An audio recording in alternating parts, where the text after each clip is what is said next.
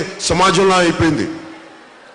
రాజకీయాలను అనగానే, రాజకీయాలు వచ్చి ఆడవాళ్ళు అనగానే నోరేసుకొని పడిపోవటం అనే ఆడవాళ్ళు తప్ప విలువలతో ఉన్న ఆడవాళ్ళు చాలా అరుదైపోయారు రాజకీయాల్లో.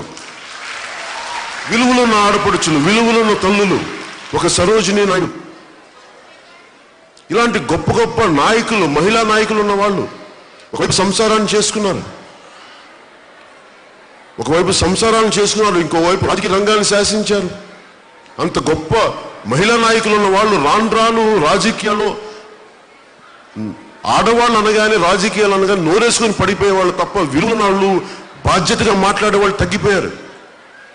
జనసేన నుంచి నేను కోరుకుంటుంది బాధ్యత గల ఆడపడుచులు, విలువలున్న ఆడపడుచులు, వాళ్ళని తీసుకొచ్చే బాధ్యత జనసేన పార్టీ తీసుకుంటుంది.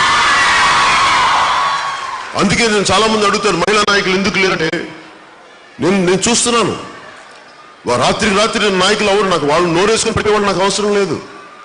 బూతులు తిట్టేవాళ్ళు మహిళా నాయకులు కాదు, నాకు విలువలు మాట్లాడేవాళ్ళు నాకు మహిళా నాయకులు. సమస్యల్ని అర్థం చేసుకునే వాళ్ళు మహిళా నాయకులు. సమయం పడద్దు, వాళ్ళ కోసం నేను ఎదురు చూస్తాను. అంతేగాని అన్ని పార్టీలో కూర్చోబెట్టి వాళ్ళ నాయకులు చెప్పింది కాకుండా విఘ్నత్వం ఆలోచించగలిగి జన్మనివ్వగలిగే శక్తి వరకు ఉంది. సాక్షాత్తు భగవంతుడితో సమాన స్వరూపులు, సృష్టిని చేయగలిగే వాళ్ళు ఆడపడుచులు. అలాంటి ఆడపడుచులకి మనం గౌరవం ఇవ్వకపోతే, అలాంటి ఆడపడుచులకి గౌరవమైన స్థానం ఇవ్వకపోతే సమాజం విచ్ఛిన్నమైపోతే, దాంట్లో భాగంగానే మగవాళ్ళ ఆధిపత్యం